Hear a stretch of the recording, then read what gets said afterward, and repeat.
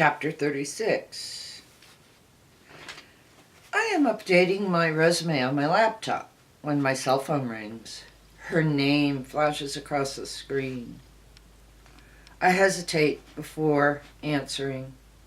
I worry this could be another one of Richard's traps.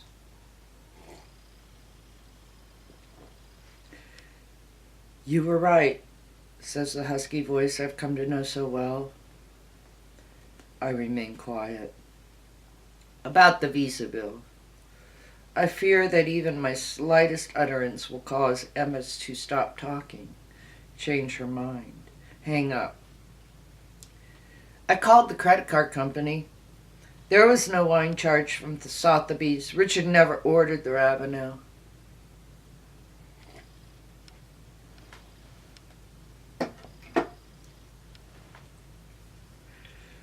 I can hardly believe what I have just heard. Part of me still worries Richard may be behind this, but Emma's tone is different from the past.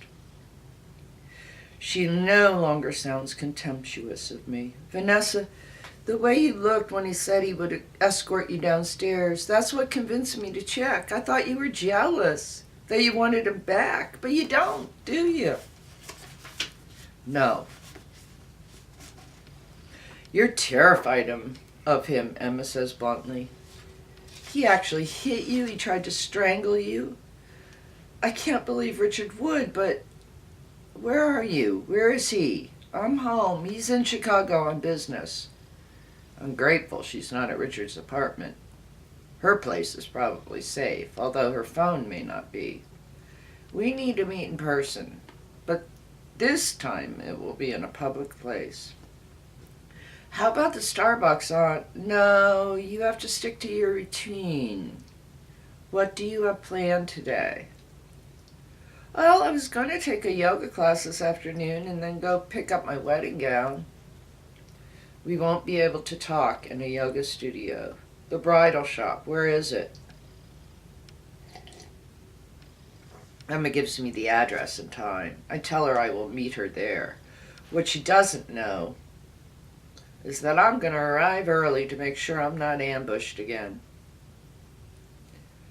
What a perfect bride, Brenda, the boutique's owner, exclaims. Emma's eyes meet mine in the mirror as she stands on the raised platform in a creamy silk sheath. She is unsmiling, but Brenda seems too busy surveying the final fit of the dress to notice Emma's somber mood. I don't think it needs a single tweak, Brenda continues. I'll just steam it and we'll messenger it to you tomorrow. Actually, we can wait, I say. We'd like to take it with us. The dressing area is empty, and in the corner are several armchairs. It's private, safe. Okay, would you care for some champagne then? We'd love some, I say. And Emma nods in agreement. As Emma slips out of the dress, I avert my gaze. Still, I see her reflection, smooth skin and lacy pink lingerie, and a half dozen angles and mirrors around the room. It's an oddly intimate moment. Brenda takes the gown and carefully places it onto a padded hanger while I impatiently wait for her to leave the room. Before Emma can even finish fastening the button on her shirt, I head to the chairs. This bridal shop is one place where I can be certain Richard won't unexpectedly show up. It's practically forbidden for a groom to see his fiancée in a wedding gown before the ceremony. I thought you were crazy, Emma says. When I worked for Richard, I used to hear him on the phone with you, asking what you've eaten for breakfast and if you've gotten out for some fresh air. I had access to emails he sent asking where you were, saying he'd phoned 4 times that day, but you hadn't answered. He was always so worried about you. I can see how it seemed that way. We fall silent as Brenda returns with 2 flutes of champagne. Congratulations again. I'm worried she will linger and chat, but she excuses herself to check on the dress. I figured I had you sized up, Emma tells me bluntly once Brenda is gone. She looks at me carefully, and I see an unexpected familiarity in her round blue eyes. Before I can place it, she continues, you had this perfect life with this great guy. You didn't even work. You just lounged around in the fancy house he paid for. I didn't think you deserved any of it. I let her continue. She tilts her head to the side. It's almost as if she's seeing me for the first time. You're different than I imagined. I've thought about you so much. I wondered what it would feel like for you to know your husband was in love with someone else. It used to keep me up at night.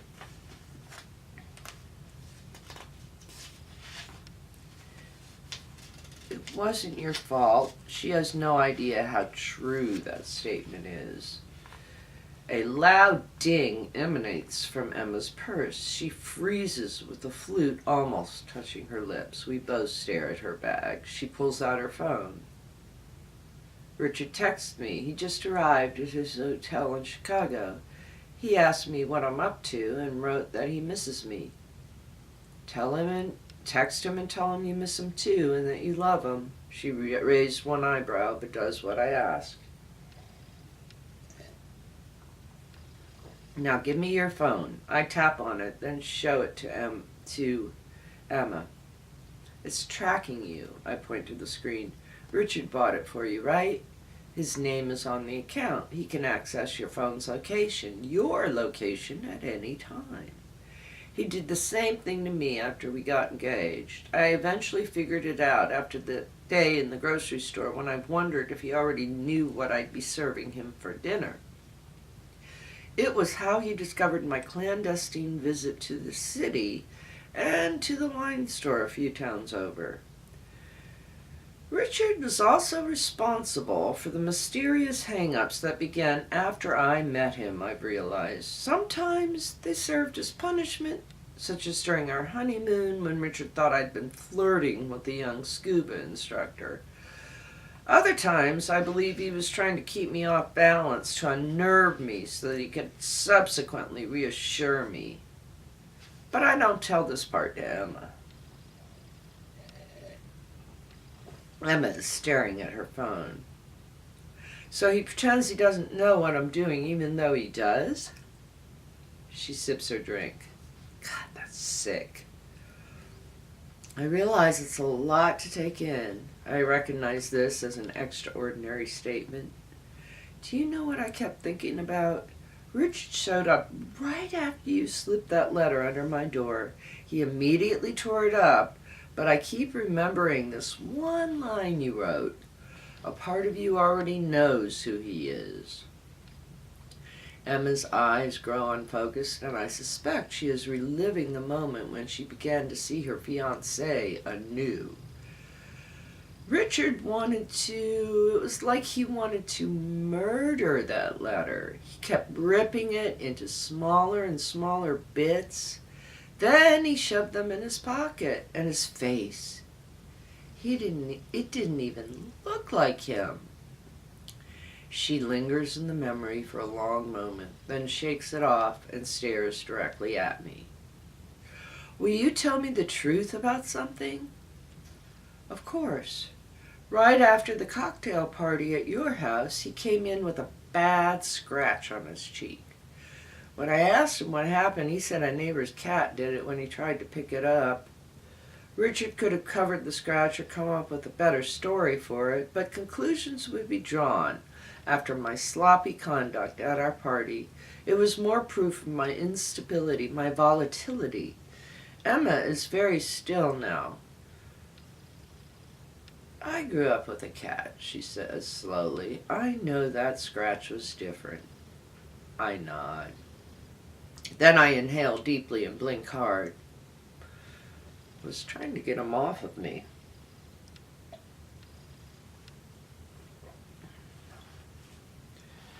Emma doesn't react initially. Perhaps she instinctively realizes that if she shows me sympathy, I'll crumple into tears.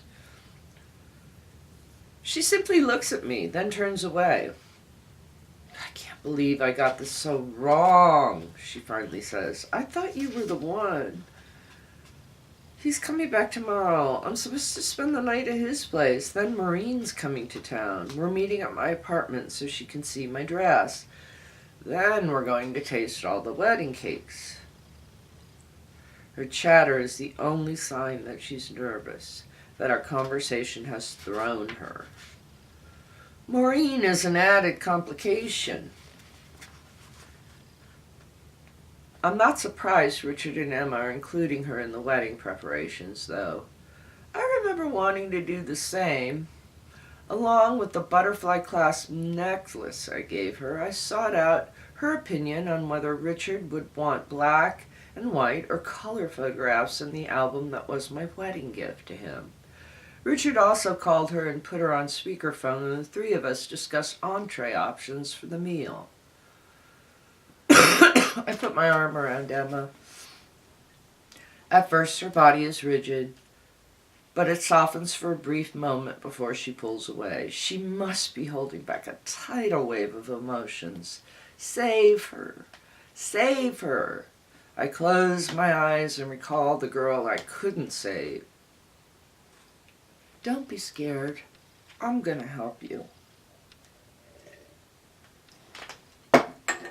When we arrive at Emma's place, she lays her wedding gown across the back of her sofa. Can I get you anything to drink? I barely touched my champagne. I want my thoughts to remain clear so I can figure out how Emma can safely extract herself from Richard. I'd love some water. Emma bustles about her gallery kitchen, anxiously chattering again. Do you take ice?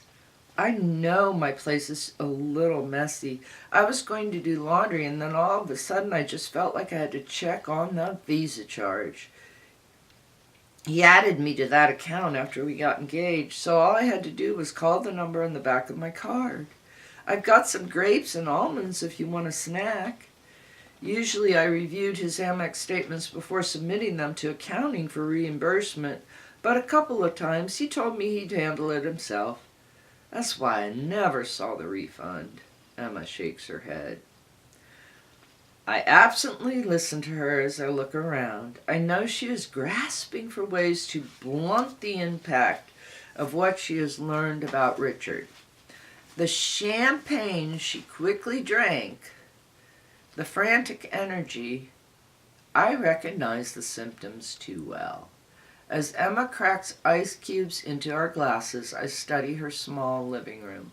The couch, the end table, the roses that are now slightly wilted. Nothing else is on the end table, and I suddenly realize what I'm looking for. Do you have a landline? What? She shakes her head and hands me a glass of water. No, why? I am relieved, but all I say is just figuring out the best way for us to communicate. I am not going to tell Emma everything yet. If she learns how much worse the reality could be, she may just shut down. There's no need to explain that I am certain Richard was somehow eavesdropping on calls I made from our house phone during our marriage. I finally made the connection after I saw the pattern emerge on the pages of my notebook. When our burglar alarm erupted in the Westchester house and I fled to cower in my closet, I was initially reassured that the video cameras posted by our front and back doors showed no evidence of an intruder. Then I realized Richard had checked the cameras. No one else had verified what they might reveal. And immediately before the siren had blared, I was on the phone with Sam. I had made a joke about bringing guys home after a night of bar hopping. I now believe Richard had set off the alarm. It was my punishment. He feasted on my fear. It nurtured his sense of strength. I think of the mysterious cell phone hang-ups that began shortly after our engagement. How he booked a scuba dive for his claustrophobic new bride, how he always reminded me to set the burglar alarm, how he'd enjoyed comforting me, whispering that he alone would keep me safe. I take a long drink of water. What time is Richard coming back tomorrow? Late afternoon. Emma looks at her gown. I should hang this up. I walk with Emma into her bedroom and watch as she hooks the gown on the back of her closet door. It appears to be floating. I can't pull my gaze away from it. The bride who was supposed to wear this exquisite dress no longer exists. The gown will remain vacant on her wedding day. Emma straightens the hanger slightly, her hand lingering on the dress before she slowly pulls it away. He seems so wonderful. Her voice is filled with surprise. How can a man like that be so brutal? I think of my own wedding dress nestled in a special acid-free box in my old closet in Westchester, preserved for the daughter I never had. I swallowed hard before I could speak. Parts of Richard were wonderful. That's why we stayed married for so long. Why didn't you ever leave him? I thought about it. There's so many reasons why I should have, and so many reasons why I couldn't. Emma nods. I needed Richard to leave me. But how did you know he ever would? I looked into her eyes. I have to confess, Emma has already been devastated today, but she deserves to be told the truth. Without it, she will be trapped in a false reality, and I know exactly how destructive that can be. There's one more thing. I walk back to the living room and she follows me. I gesture to the couch. Can we sit down? She perches rigidly on the edge of a cushion, as if steeling herself for what is to come. I reveal everything. The office party when I first spotted her, the gathering at her house when I pretended to be drunk, the night I faked illness and suggested Richard take her to the Philharmonic, the business trip when I encouraged them to stay overnight. She's holding her head in her hands by the time I finish. How can you do this to me? She cries. She leaps to her feet and glares at me. I knew it all along. There really is something wrong with you. So sorry. Do you know how many nights I lay awake wondering if I'd contributed to the demise of your marriage? She didn't say she felt guilt, but it's natural that she would have. I am certain their physical relationship began while Richard and I were still married. Now all of Emma's memories with Richard are doubly tainted. She must feel like a pawn in my dysfunctional marriage. Maybe she even thinks we deserved each other. I never thought it would go this far. I didn't think he would propose. I thought it would just be an affair. Just an affair, Emma shouts. Her cheeks flush with anger. The passion in her voice surprises me. Like it's some innocuous little thing? Affairs destroy people. Did you ever consider how much I would suffer? I feel battered by her words, but then something ignites me, and I finally find myself pushing back at her. I know affairs destroy people, I shout, thinking of how I curled up in bed for weeks after learning about Daniel's deception, after seeing his tired-looking wife. It happened almost 15 years ago, but I can still visualize that little yellow tricycle and pink jump rope behind the oak tree in his yard. I still remember how my pen had trembled across the page when I signed in at the Planned Parenthood clinic. I was deceived once by a married man in college, I say more softly now. This is the first time I've ever revealed this particular piece of my story to anyone. The rush of pain that hits me is so fresh. It's as if I'm that heartbroken 21-year-old all over again. I thought he loved me. He never told me about his wife. Sometimes I think my life could have been so different if I'd only known. Emma strides across the room. She yanks open her door. Get out! But the venom is gone from her tone. Her lips are trembling and her eyes shine with tears. Just let me say one final thing, I plead. Call Richard tonight and tell him you can't go through with the wedding. Tell him I came over again. And it was the last straw. She doesn't react, so I continue quickly as I begin to walk toward the door. Ask him to announce to everyone that the engagement is off. That part is really important, I stress. He won't punish you if he gets to control the message, if he comes out with his dignity. I pause in front of her so she cannot miss my words. Just say you can't deal with the psycho ex-wife. Promise me you'll do that, then you'll be safe.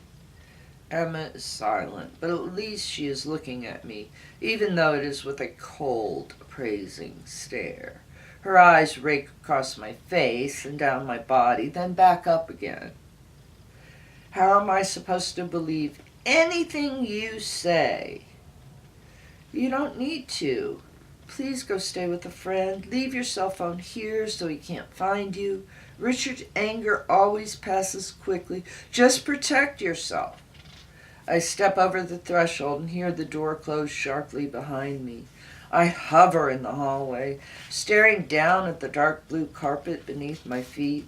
Emma must be reevaluating everything I've told her. She probably doesn't have any idea who to trust.